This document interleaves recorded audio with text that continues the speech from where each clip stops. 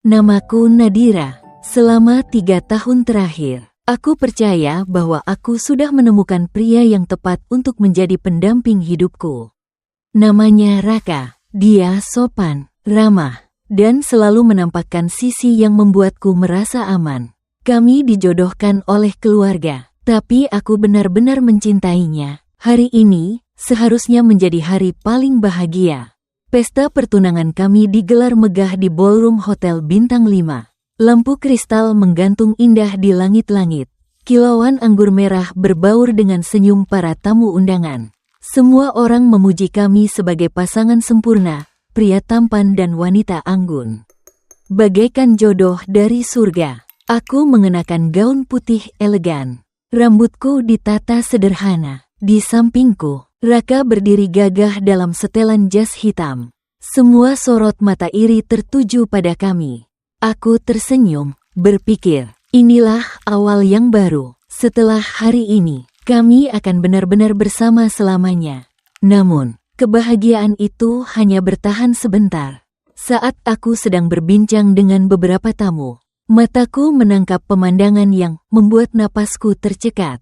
Di sudut ruangan, Raka berdiri terlalu dekat dengan seorang wanita bergaun merah. Tangannya menyentuh lembut pinggang wanita itu. Kepalanya sedikit menunduk. Wajah mereka hanya berjarak beberapa senti. Wanita itu tersenyum manja. Matanya berkilat puas. Dan aku mengenalnya. Laras. Sahabatku. Jantungku berdegup keras. Aku menatap mereka, berharap ini hanya ilusi. Tapi tidak. Raka menunduk dan berbisik sesuatu ke telinga Laras. Wanita itu tertawa kecil. Lalu, dia membiarkan Raka merapikan rambutnya dengan gerakan intim. Aku tertegun. Rasanya seolah ada seseorang yang baru saja menusukkan belati ke dadaku. Tidak mungkin. Ini tidak mungkin. Calon suamimu tampak sibuk. Ya, seseorang di sebelahku berbisik. Aku menoleh. Beberapa tamu sudah mulai berbisik-bisik. Pandangan mereka penuh rasa ingin tahu. Benarkah itu sahabatnya? Sepertinya mereka terlalu dekat.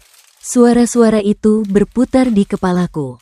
Aku menarik napas panjang, lalu berjalan mendekat. Raka, panggilku pelan. Dia menoleh. Sejenak, ekspresinya tampak terkejut, tapi kemudian dia tersenyum seolah tidak terjadi apa-apa. Nadira, sini. Aku hanya sedang berbicara dengan Laras. Berbicara, aku mengulang, dengan tanganmu di pinggangnya. Wajah Laras berubah sedikit, tapi dia tetap tersenyum lemah. Jangan salah paham, Nadira. Kami hanya bernostalgia. Bernostalgia, suaraku mulai gemetar. Raka menghela napas. Jangan buat keributan. Ini hari penting kita. Laras hanya butuh seseorang untuk mendengarkan. Lagi pula dia orang lama dalam hidupku. Orang lama, kata-kata itu seperti petir yang menyambar kepalaku. Aku menatap mereka lama, mencoba mencerna apa yang terjadi. Dan saat itu, aku melihat tatapan mata mereka, tatapan yang terlalu akrab. Terlalu penuh rahasia yang hanya mereka pahami. Seketika, aku mengerti. Selama ini, aku hanyalah pilihan yang tepat di mata keluarga. Tapi hatinya tidak pernah benar-benar untukku. Jadi, kalian sudah saling mengenal lebih dari yang kukira, kataku pelan. Nadira, aku, cukup. Aku menegakkan tubuh, menatap lurus ke arah mereka. Mulai detik ini, pertunangan kita dibatalkan. Ruangan langsung hening. Semua orang terkejut. Apa maksudmu? Raka tampak panik. Aku tidak akan menikahi pria yang tidak tahu menjaga kehormatan calon istrinya. Dan aku tidak akan berteman dengan wanita yang menikamku dari belakang. Suara bisik-bisik mulai terdengar dari para tamu. Laras mencoba meraih tanganku. Nadira, dengar aku dulu. Aku menepis tangannya. Jangan sentuh aku. Aku berbalik, berniat pergi. Tapi Raka tiba-tiba menarik lenganku. Jangan gegabah, ini hanya salah paham. Aku menatapnya tajam. Lepaskan. Dia tampak frustrasi. Nadira, kamu milikku. Kita sudah dijodohkan. Kamu tidak bisa seenaknya. Tiba-tiba, Suara bariton yang dalam terdengar di belakangku. Dia bilang lepaskan. Aku menoleh. Seorang pria tinggi berjas hitam berdiri tak jauh dari kami. Wajahnya tampan tapi dingin, sorot matanya tajam seperti elang. Semua orang di ruangan spontan menahan napas. Arga Pratama, nama yang membuat banyak orang bergetar. Pewaris sekaligus penguasa grup Pratama, orang yang dikabarkan kejam, tak tersentuh, dan tak pernah peduli pada wanita manapun. Dia berjalan mendekat perlahan, tatapannya hanya terarah padaku. Siapa kamu? Raka bertanya waspada. Arga tidak menjawab. Dia langsung menarikku ke dalam pelukannya. Gerakannya tenang tapi penuh kepemilikan. Mulai sekarang, katanya datar. Tapi suaranya bergema ke seluruh ruangan. Dia adalah wanita milikku. Aku terdiam. Semua orang terperangah. Raka memucat. Apa maksudmu? Arga menatapnya dingin. Dia tidak butuh pria rendah seperti kamu. Dan aku tidak suka orang menyentuh apa yang jadi milikku. Kalimat itu membuat semua orang tak berani bersuara. Arga menunduk menatapku. Tatapannya berubah lembut. Mari pergi dari sini, katanya pelan. Aku tidak tahu harus berkata apa. Tapi entah kenapa, saat itu aku membiarkan dia menggenggam tanganku dan membawaku pergi. Meninggalkan semua tatapan terkejut di belakang. Hari itu, aku kehilangan tunangan yang berkhianat. Tapi di saat yang sama, aku masuk ke dunia seorang pria yang sepenuhnya berbeda. Pria bernama Arga Pratama. Sejak malam itu, hidupku berubah. Aku, Nadira, yang dulu hanya seorang wanita biasa, tiba-tiba jadi bahan perbincangan. Video skandal pertunangan yang batal tersebar di media sosial. Semua orang membicarakan bagaimana tunangan yang kucintai 3 tahun tega berselingkuh dengan sahabatku sendiri, dan bagaimana seorang pria bernama Arga Pratama muncul untuk membawaku pergi. Awalnya, aku tidak ingin bertemu siapapun. Aku mengurung diri di apartemen, menghindari telepon, menghindari tatapan kasihan orang-orang. Namun, entah bagaimana, bunga-bunga segar selalu datang setiap pagi. Tidak ada kartu nama, hanya secarik kertas bertuliskan, "Dunia tidak berakhir hanya karena satu orang mengkhianatimu." Aku tahu itu dari siapa. Beberapa hari kemudian, aku memutuskan keluar. Aku tidak bisa selamanya bersembunyi. Saat aku turun ke lobi, seorang pria bersetelan hitam sudah menunggu. "Nona Nadira, Tuan Arga meminta saya menjemput Anda." "Aku tidak berencana menemui dia," jawabku ragu. Namun pria itu hanya menunduk hormat. "Tuan hanya ingin berbicara, tidak lebih." Aku terdiam. Pada akhirnya, aku naik ke mobil itu. Mobil berhenti di depan sebuah restoran mewah. Seluruh tempat tampak sudah disiapkan khusus. Dan di sana, di sudut ruangan, dia duduk. Arga Pratama, pria yang disebut banyak orang berbahaya. Dia menatapku saat aku berjalan mendekat. Sorot matanya dingin, tapi ada sesuatu yang anehnya menenangkan. "Terima kasih sudah datang," suaranya tenang. "Aku tidak tahu kenapa aku di sini," jawabku jujur. Dia tersenyum tipis. "Karena aku ingin memastikan kau baik-baik saja." Aku menunduk. "Kenapa kau peduli? Kita bahkan tidak saling mengenal." Arga mengamati wajahku lama. "Karena aku benci melihat orang yang tidak bersalah diinjak-injak." Kami makan malam tanpa banyak bicara. Dia tidak banyak bertanya, tidak memaksa. Hanya di akhir pertemuan, dia berkata, "Nadira, jika kau butuh bantuan, datang padaku. Aku tidak akan meminta apapun sebagai balasan." Aku tidak mengerti kenapa pria sepertinya repot-repot peduli padaku. Tapi entah kenapa, aku percaya kata-katanya. Hari-hari berikutnya, Arga benar-benar muncul di saat aku paling tidak menduga. Ketika perusahaan keluargaku hampir dijatuhkan karena skandal pertunangan, tiba-tiba ada investor misterius yang membantu. Saat aku kembali bekerja dan dihina oleh rekan-rekan yang menyebarkan gosip, Arga muncul di kantor, mengumumkan kerja sama besar dengan perusahaan tempatku bekerja. sekaligus mengangkatku sebagai ketua proyek.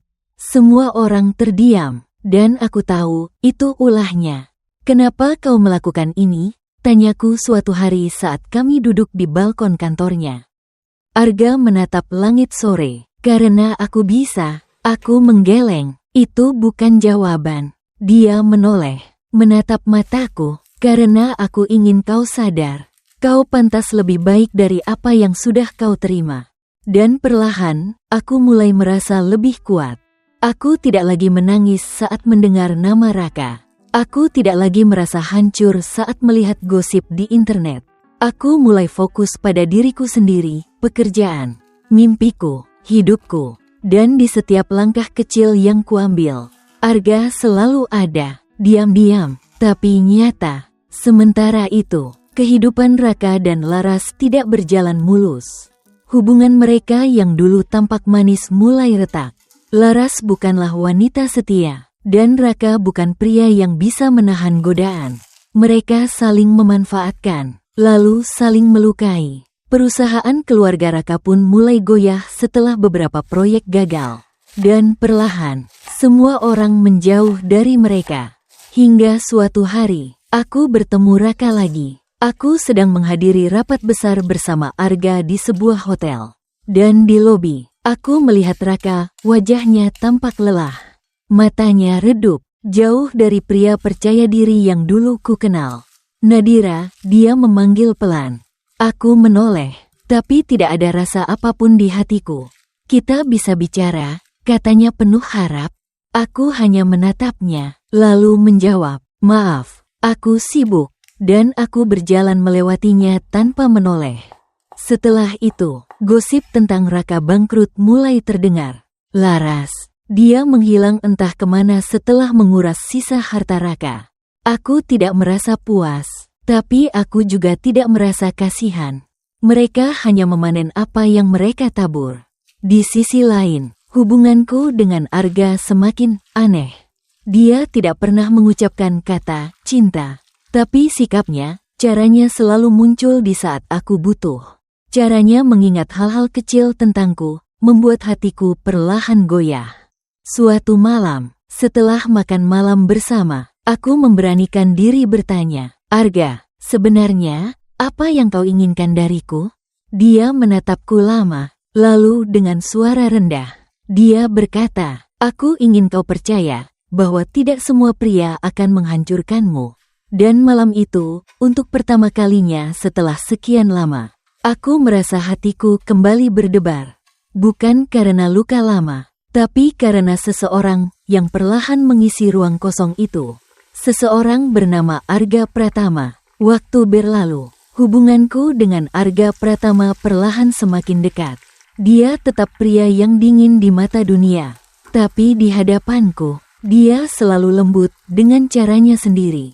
Dia tidak banyak bicara, tidak pandai merayu, tapi setiap tindakan kecilnya terasa tulus. Suatu malam, aku pulang larut setelah mengurus proyek kantor. Begitu membuka pintu apartemen, aku tertegun. Di meja makan, ada makanan hangat, dan di ruang tamu, pria itu sedang duduk santai dengan kemeja putih. Membuka laptopnya. "Arga, bagaimana kau masuk?" tanyaku bingung. Dia hanya mengangkat kunci apartemenku. "Aku punya cara, kau belum makan, kan?" Aku menatapnya, setengah kesal, setengah terharu. "Kau benar-benar seenaknya." Dia menatapku sebentar, lalu menjawab santai, "Memastikan kau baik-baik saja bukan seenaknya." Dan malam itu, kami makan malam bersama seperti sepasang kekasih lama. Di saat aku perlahan menemukan kebahagiaan baru, kabar tentang Raka dan Laras semakin memprihatinkan. Bisnis keluarga Raka benar-benar jatuh. Laras meninggalkannya setelah menguras semua yang tersisa. Dan Raka, akhirnya hanya seorang pria patah yang mencoba bertahan. Aku pikir dia akan menghilang dari hidupku. Tapi aku salah. Hari itu, aku baru keluar dari kantor setelah rapat panjang. Saat aku melangkah ke parkiran, seseorang tiba-tiba berdiri di depanku. "Nadira." Aku menoleh. Itu Raka, wajahnya kurus, matanya redup, Dia tidak lagi seperti pria angkuh yang dulu ku kenal. Aku harus bicara denganmu, katanya lirih. Aku menghela napas. Untuk apa? Aku menyesal. Nadira, aku salah. Laras, dia hanya memanfaatkanku. Aku bodoh karena mengkhianatimu. Aku diam. Aku ingin kita kembali seperti dulu. Suaranya bergetar. Aku akan memperbaiki semuanya. Aku masih mencintaimu. Dulu, mungkin aku akan menangis mendengarnya.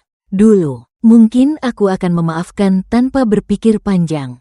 Tapi sekarang, hatiku benar-benar tidak lagi untuknya. Raka, kataku pelan, kau terlambat. Dia menatapku tidak percaya. Apa maksudmu? Aku tidak lagi mencintaimu. Kau sudah menunjukkan siapa dirimu. Dan aku sudah belajar mencintai diriku sendiri lebih dari mencintaimu. Raka tampak panik. Dia mencoba meraih tanganku. Tapi sebelum dia menyentuhku, suara bariton yang sangat ku kenal terdengar. Aku rasa kau tidak mengerti. Kami menoleh. Arga Pratama berdiri di sana, mengenakan setelan hitam. Tatapannya tajam menusuk. Dia berjalan mendekat perlahan. Auranya membuat siapapun ingin menyingkir. Siapa kau? Ini urusan kami. Raka mencoba bersikap berani. Arga berdiri di depannya, dingin. Dia bukan urusanmu lagi. Dan kalau kau menyentuhnya, aku pastikan kau tidak akan pernah bangkit lagi. Raka memucat. Kau mengancamku? Arga menatapnya lurus. Aku tidak mengancam. Aku memberi peringatan. Dia lalu meraih tanganku, menggenggamnya erat. Nadira sudah punya tempatnya, dan itu bukan di sisimu. Raka hanya bisa terdiam. Dia tampak ingin berkata sesuatu, tapi tidak ada yang keluar. Untuk pertama kalinya, aku melihat pria itu benar-benar hancur. Aku menarik napas dalam-dalam, lalu berkata pelan, "Selamat tinggal, Raka. Semoga kau belajar menghargai sebelum kehilangan." Tanpa menoleh lagi, aku berjalan pergi bersama Arga. Malam itu, aku duduk di balkon apartemen Arga. Kota berkilau di bawah sana. "Terima kasih," kataku pelan. Arga menatapku. "Untuk apa?" "Untuk selalu muncul di saat aku butuh. Untuk tidak memaksaku, tapi tetap ada." Dia diam sejenak, lalu bertanya, "Nadira, apa kau masih ragu padaku?" Aku menatap matanya lama. Aku tidak tahu, apakah aku siap jatuh cinta lagi. Dia mengangguk pelan. "Aku tidak akan memaksa, tapi izinkan aku tetap di sini sampai kau siap." Beberapa hari kemudian, Arga mengajakku ke sebuah taman kecil. Di sana, ada bunga-bunga yang kutahu dia tanam sendiri.